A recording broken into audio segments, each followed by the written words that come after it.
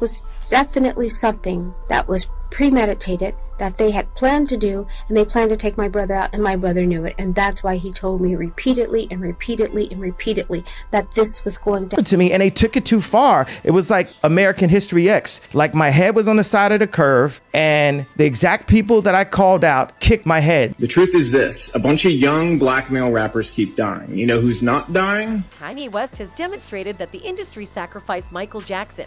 But who did it, and why did they do it? The solution is straightforward. For the sake of money, the music industry will sacrifice an icon like Michael Jackson. Kanye West is the only man brave enough in today's music industry to present it for what it is, a predatory beast willing to take any artist's life and work in order to make money. That is precisely what they did to Michael Jackson, the world's greatest artist of all time. Kanye West has been voicing some cold, harsh realities that many in the music industry do not appreciate for quite some time. He is honest and unafraid to say the truth, so when he revealed that individuals in the industry were attempting to Michael Jackson him, it verified a long-held opinion that Michael Jackson's death was a murder. Time like this, if I was on medication right now, then one pill could have been swapped out, and it would be Michael Jackson and Prince all over again. Kanye has consistently suggested that Michael was murdered by music industry insiders, but nobody knew what had happened to him at the time of his death. Michael died of a heart attack at the age of 50 as a result of a lethal cocktail of sedatives and propofol, an anesthetic. Conrad Murray, his trusted physician and friend, presented him with this concoction. The courts ruled that it was a homicide and that Murray killed his patient alone. Was it, however, as straightforward as it appears? No, it does not. Conrad Murray was a well-known and accomplished physician. Thus, the fact that he used an anesthetic associated with cardiac arrest in such high dosages baffled everyone. Not only that, but he did CPR on a soft surface and sauteed nearly half an hour after discovering Michael in distress. All of this demonstrates that there was something fishy going on. Perhaps certain people had dispatched Murray specifically to assassinate Michael. The reason industry execs were after Michael Jackson was his music. Michael was the world's biggest star, and these CEOs would make millions and millions of dollars in royalties if Michael died. That is exactly what occurred. Michael Jackson was well aware that his life was in jeopardy and that many around him were willing to sacrifice him for monetary gain. In reality, he frequently expressed his concerns to his sister LaToya. And that's why he told me repeatedly that this was going to happen to him. He explained it to me because of my catalog, which is my publishing, and they're after it, and they want it, and they want their hands on it, and they want to take it away from me. Michael wasn't the only one who expressed concern. He also told his wife, Lisa Presley, about his concerns that somebody wanted to hurt him in order to profit from his work. During an interview with Oprah Winfrey, Lisa Marie Presley claimed that Michael shared similar concerns during their marriage. She said that Michael would express fears of being targeted by unnamed parties to gain access to his half of the Sony/ATV music publishing catalog, then worth hundreds of millions of dollars. Following his death, handwritten notes in which Michael stated, "The system wants to kill me for my catalog," were uncovered. Paris Jackson, Michael Jackson's daughter, believes her father's murder was the result of a more sinister plan. When asked why she felt Michael Jackson was murdered, Paris stated that everything was evident. She stated, "Because it's obvious. All arrows point to that. It sounds like a total conspiracy theory, but all real fans and everybody in the family knows it. It was a setup. It was bullshit." Even throughout Michael's life, all industry leaders desired was to profit off him, even if it meant jeopardizing his health and well-being. Paris commented on her father's hectic schedule. "I'd tell him, let's take a nap," because he looked tired. We'd be in school, meeting downstairs in the living room, and we'd see dust falling from the ceiling and hear stomping sounds because he was rehearsing upstairs. AEG Live does not treat its performers right. They drain them dry and work them to death. Despite the brutal work schedule and harsh lifestyle, Michael's music was not his, and the rights belonged to the various record labels with which he collaborated. These companies disseminated and promoted his songs in exchange for a large portion of the income. Greed, on the other hand, is a deadly thing. Humans are continuously looking for more. Kanye has often complained about how unfair it is that musicians do not own their work and so have no say over when and where it is played. He also wrote about it on his Twitter account, saying, "When you sign a music deal, you sign away your rights. Without the masters, you can't do anything with your own music. Someone else controls where it's played and when it's played." He tweeted at one point, "Artists deserve to own their masters.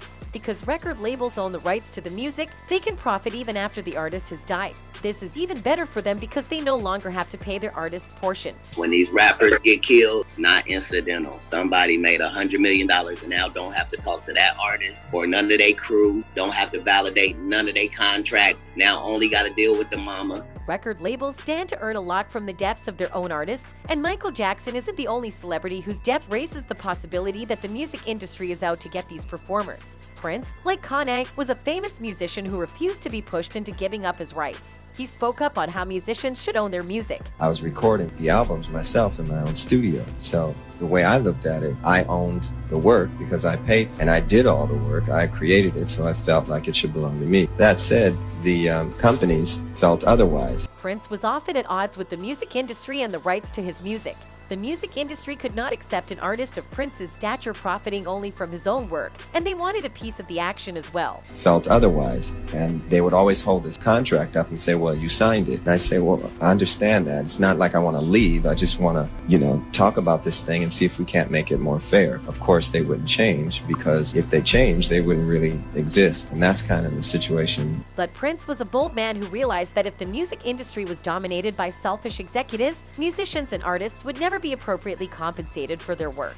Prince died soon after, and his death is hauntingly similar to Michael Jackson's. Prince died as a result of a fentanyl overdose. What's intriguing is that Prince wasn't simply using fentanyl for fun. This fentanyl arrived in the form of phony tablets that looked like the pain reliever paracetamol. Don't you believe this makes it far too simple for any of Prince's music industry adversaries to sacrifice him in order to keep the executives' grip on the industry? When an artist is sacrificed, it is the music industry executives that profit the most. In his interview, pianist John Lewis mentioned the same thing.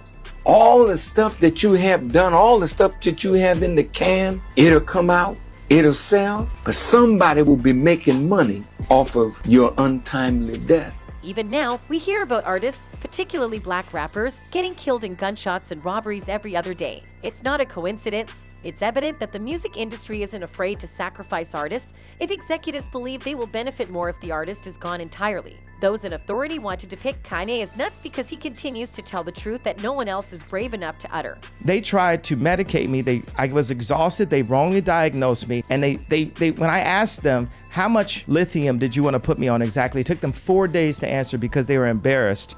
The music industry is now pursuing Kanye to prevent him from speaking out. Nonetheless, Kanye is aware of these ruses. They only want to make him appear unwell and incapable of communicating the truth. Right? And I refused to take this, right? You understand that if I had taken the medication, I would not be here, and it would have been, he was deeply troubled. We miss him. We love his music, though. Kanye is well aware of what happens when the music industry's major stars put you on medication. You end up losing your entire identity and, worse, your life. Well, they would have Britney Spears too. I mean, look at they what would have Michael Jackson or worse, yeah. So look at what they did. Look at what they did to Britney. When she went in, she was tired, she was exhausted, she was in a bad way. But 10 years of that medication wrecked her brain. You can see it now. You can see there's not much of. Kanye is in severe danger, but he is a wise man who sees the CEOs for what they are, vultures, and he isn't going down without a fight. Because I didn't take the misdiagnosis and I didn't take the medication, I'm able to speak to you guys clear of thought and transparently. Kanye is standing up to a crooked system that is centered on the exploitation of artists. Everyone who dares to speak out against the big music labels is either killed by drugs or shot in random robberies. The system appears to be unafraid of having its hands bloodied in order to benefit. A Kanye admirer resorted to Twitter to express his displeasure with people who refused to believe him. He stated, "People were mad when Kanye said Red Media promotes black serial killing, misogyny, and drug abuse to the black community." A record executive who just so happens to be one of the Jewish men he was referring to when he said Red Media actually said he does it to feed his family. Others originally dismissed Kanye's charges since he has always been seen as a wild and unstable individual. Nevertheless, as the world watches artist after artist perishes, it is becoming evident that there is a larger conspiracy at work. And, like everything else in the world, money is at the heart of this plot. Hollywood's preferred method of eliminating a good artist in order to take their money is to put them on drugs or turn them into addicts, as they did with Michael Jackson and Prince, or to depict them as nuts, as they are presently doing with Kanye. A fan expressed a similar sentiment on Twitter, writing, "Being on a ton of drugs can screw up mental capacity. There's a pattern with celebrities who started young, were managed by Hollywood, and came out the other side with serious mental and emotional issues." Look up the stuff about Kanye and his trainer and who else that trainer worked with. That's all for now. Guys, goodbye until next time.